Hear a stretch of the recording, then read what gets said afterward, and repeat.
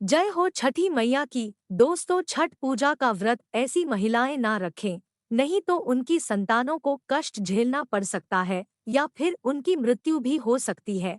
पति पर भी घोर विपत्ति आ सकती है। अगर ऐसी महिलाओं ने व्रत को रखा तो उनके परिवार पर दुखों का सैलाब आ सकता है, प्रियजनों का अनिष्ट हो सकता है। तो इस प्रकार की महिलाएं छठ पूजा से दूरी बनाकर रखें, क्योंकि छठ पूजा का व्रत करने से आप पाप की भागीदार बन सकती हैं और आप छठ मैया को भी क्रोधित कर सकती हैं। दोस्तों, इस बार भी हमेशा की तरह छठ पूजा कार्तिक मास शुक्ल पक्ष की षष्ठी को मनाई जाएगी। इस बार शुक्ल पक्ष की षष्ठी 19 नवंबर 2023 दिन रविवार को पड़ रही है।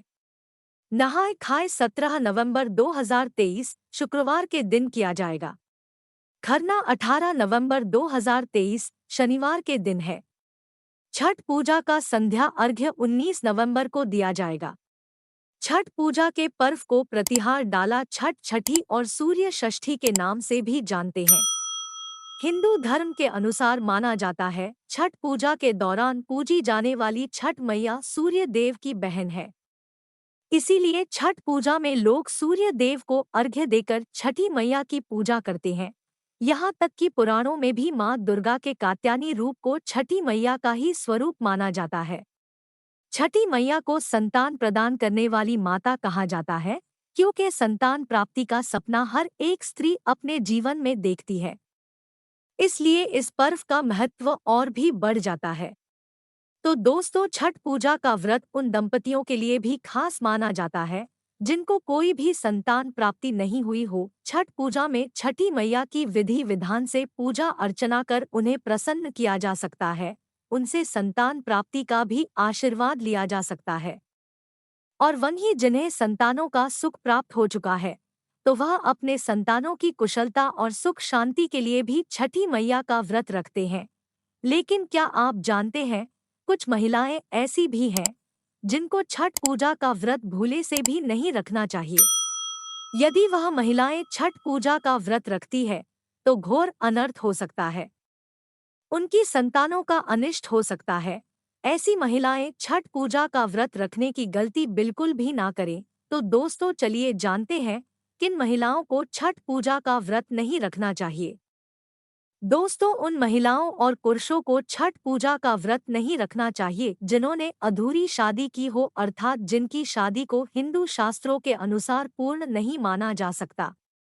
जैसे कि ऐसे जोड़े जिन्होंने कोर्ट मैरिज की हो या फिर पवित्र अग्नि के साथ फेरे लिए बिना दाम्पत्य जीवन का निर्वाह कर रहे हो और संतानों की भी उत्पत्ति की हो, तो इस प्रकार की महिलाओं को अपनी संतानों और परिवार के लिए छठ पूजा का व्रत नहीं रखना चाहिए।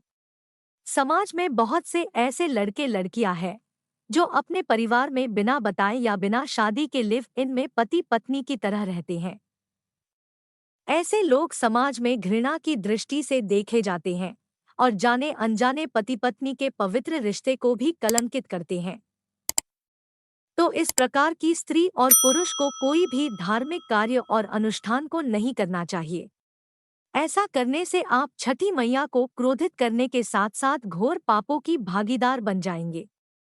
दोस्तों, हिंदू रीति रिवाज के अनुसार अग्नि को साक्षी मानकर 7 फेरे लेकर किए जाने वाले विवाह को ही हिंदू धर्म में और शास्त्रों में शुभ माना गया है और ऐसी शादी को ही सफल, सर्वश्रेष्ठ और उत्तम माना गया है। तो ऐसे में आपको लगता है कि आपकी शादी अधूरी है या फिर हिंदू शास्त्रों के अनुसार शादी किए बिना ही आप किसी के साथ पति पत्नी के रूप में जीवन निर्वाह कर रहे हैं और आप अपनी संतानों और परिवार की सलामती भी चाहते हैं, तो आपको ये छठ पूजा का व्रत नहीं रखना चाहिए। दोस्तों, यदि आप ऐसा करते हैं तो छठी मैया को आप क्रोधित कर देंगे। यह उनका अपमान होगा और आपको पाप का भागीदार भी बना सकता है। दोस्तों, वैसे तो सारे व्रत सच्चे मन और श्रद्धा से रखने चाहिए, लेकिन छठ पूजा का व्रत आपकी संतानों और आपके प्रियजनों से संबंधित है, तो इस व्रत का महत्व और भी बढ़ जाता है। इस पवित्र और कठिन व्रत को ऐसी महिलाएं जो इस व्रत को शौक या फिर मजे के लिए रख रहे हैं, या फिर आप बेमन या किसी बड़े बुजुर्ग या पति के दबाव में व्रत को रख रहे हैं, तो सावधान हो जाएं। ऐसी मानसिकता रखने वाली महिलाएं बिल्कुल भी इस व्रत को ना रखें। यह बेहद मुश्किल व्रतों में से एक है, जिसका सही विधि विधान से पालन करना जरूरी होता है। यदि इसमें आप कोई भी गलती करते हैं, तो उसका सीधा बुरा असर आप पर और आपके प्रियजनों के जीवन पर भी हो सकता है। तो दोस्तों, सच्चे मन और श्रद्धा के साथ छठ पूजा का व्रत रखना चाहिए। किसी के दबाव में आकर इस व्रत की शुरुआत ना करें। इस व्रत के सफल होने से संतान को सुख शांति मिलती है, दाम्पत्य जीवन सुखमय हो जाता है, बाज स्त्रियों को संतान की प्राप्ति होती है। छठी मैया आपकी सूनी गोद को संतान के आशीर्वाद से भर देती है। मैया के आशीर्वाद मात्र से आपका घर आंगन बच्चों की किलकारियों से गूंज उठेगा। घर में सुख समृद्धि आएगी। छठी मैया प्रसन्न हुई तो आपके जीवन को खुशियों से मालामाल कर देगी। आपकी संतानों को संकट मुक्त कर देगी। अकाल मृत्यु का भय खत्म कर देगी। सही विधि विधान से छठी मैया का पूजन करने से आपका जीवन रोगमुक्त हो जाता है। स्वयं छठी मैया आपके संतानों की रक्षा करती है, उनका कोई बाल भी बांका नहीं कर सकता। छठ पूजा करने मात्र से सैकड़ों यज्ञ के बराबर फल की प्राप्ति होती है, सारी मनोकामनाएं पूर्ण हो जाती है। दोस्तों, यह एक कठिन निर्जला व्रत है। विधि विधान से व्रत की शुरुआत करनी चाहिए। शुभ मुहूर्त के अनुसार ही नहाएं खाएं और खरना करना चाहिए। शुभ मुहूर्त पर ही सूर्य को अर्घ्य देना चाहिए। ऐसा करने से ही आपको पूजा का सही फल प्राप्त होगा। आपके सारे दुखों का नाश होगा। आपके सारे पाप छठी मैया की कृपा से धुल जाएंगे। छठी मैया की कृपा पाने के लिए कमेंट बॉक्स पर जय हो छठी मैया जरूर लिखिए। मैया आप सभी की मनोकामना पूरी करें। छठी मैया के लिए एक लाइक तो जरूर बनता है। दोस्तों, लाइक करने में कंजूसी ना करें। भगवान के नाम पर कैसी कंजूसी।